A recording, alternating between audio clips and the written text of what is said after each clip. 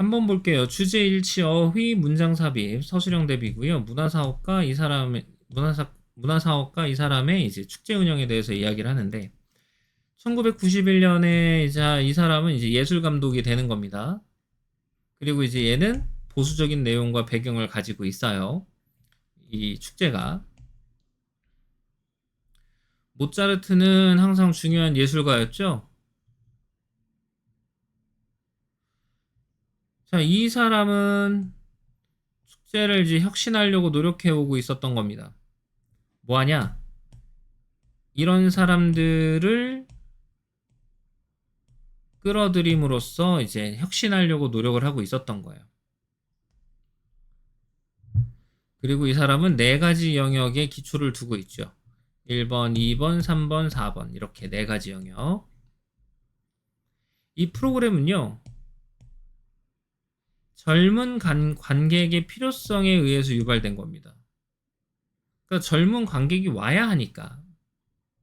그 다음에 이제 그 대중음악과 영성의 사회 현상에 대한 비판적 토론, 그리고 젊은 관객에 대한 필요성에 의해서 유발된 거예요.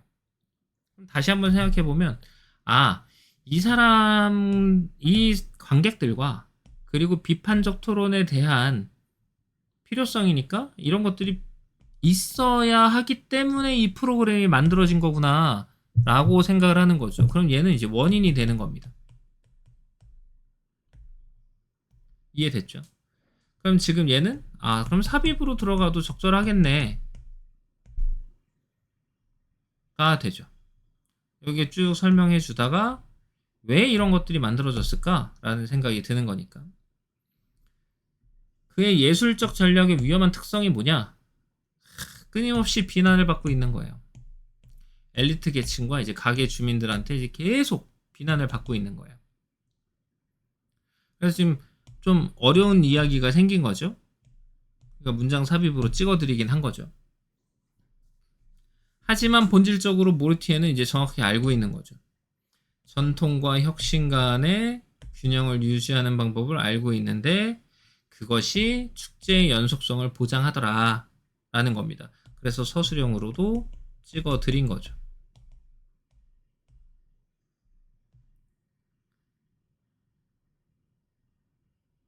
이해가 됐죠? 그래서 결과적으로 봤을 때는 얘네들이 필요해서 만들어졌고 그 다음에 비난을 받지만 모르티에는 알고 있었어. 얘네들이 균형을 잘 맞추는 방법을 알고 있어. 그러니까 축제가 계속 열리는 거야 라는 거죠. 그래서 however 연결사도 잘 기억하시고요. 어휘 한번 볼까요? 보수적이다. 그러니까 혁신이 생길 수가 없는 거예요. 보수적이니까. 모차르트는 되게 중요한 예술가였죠. 왜? 보수적이니까요. 클래식이잖아요. 클래식은 영원하다. 뭐 이런 말 들어봤죠? 그래서 이제 새로운 사람들을 데리고 오려고 한 거죠. 혁신하려고 노력해 왔던 거고. 그리고 필요성에 의해서 유발된 겁니다. 다시 말하면 필요성에 의해서 만들어진 거라고 보면 돼요.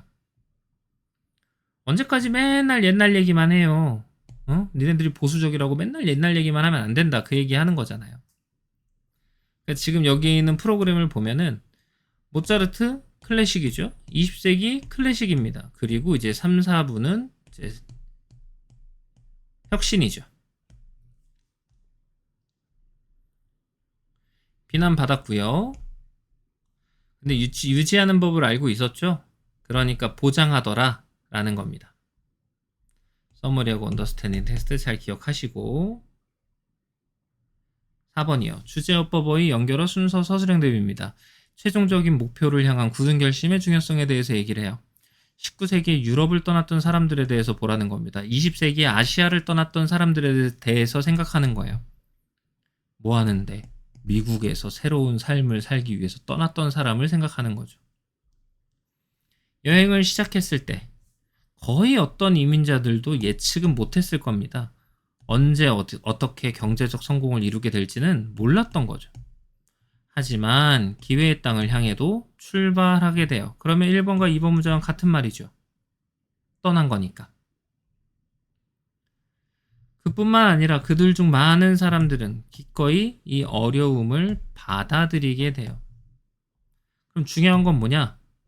개척자가 되겠다는 결심이 계산을 앞선 거예요. 계산을 했으면 못 갔다는 거죠. 내가 개척자가 되겠다. 더 많은 돈을 벌겠다. 이런 결심을 했기 때문에 어떻게 될 줄은 몰라도 베팅을 하고 건너간 겁니다. 되게 중요하죠. 서술형 대비로 찍어드렸으니까 잘 기억하시고요. 재무제표가 이제 늘기를 빈둥거리면서 기다리는 회사. 그냥 뭐 돈이 알아서 벌리겠지라고 생각하는 그런 회사는 미래에 대한 경쟁에서는 무방비 상태가 될 거예요. 그럼 얘랑 같은 말이어야 되잖아요. 그러면 정확한 계산을 하느라고 그냥 가만히 있는 회사를 말하는 겁니다.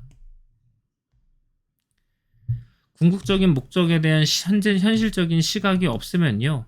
회사는요. 경쟁을 포기할 가능성이 너무 커요. 솔직히 너무 어렵고 괴롭고 힘들거든요. 선생님이 이렇게 직보 영상을 찍는 것도 되게 힘든 일이거든요. 그냥 수업 시간에 하면 편한데. 왜냐면 나는 데드라인을 항상 맞춰줘야 되니까. 그래야 여러분들이 공부를 하잖아요. 이런 것들. 예기치 않은 위험을 이제 도중에 만났을 때 경쟁을 포기할 가능성이 너무나 크다. 여기 있는 거 잘 보시고 서머리하고 이제 언더스탠딩 테스트 이제 잘 보시고요. 그다음에 이제 어휘 한번 보러 갑시다. 유럽 떠났어요? 새로운 삶을 시작하려고 떠났죠. 예측은 못했을 텐데요. 떠난 겁니다. 기꺼이 받아들였죠. 삽입 들어가는 거 괜찮다고 봅니다. 얘 역시도 삽입 괜찮아요. 그래서 이 부분 중요합니다. 그래서 앞서게 되죠. 그리고 아무것도 안 하면은 무방비 상태가 될 거예요. 알겠지? 그래서 예기치 않은 위험이 나오면 포기할 가능성이 있는 거는 가만히 있는 회사다라고 얘기하는 겁니다. 여기까지.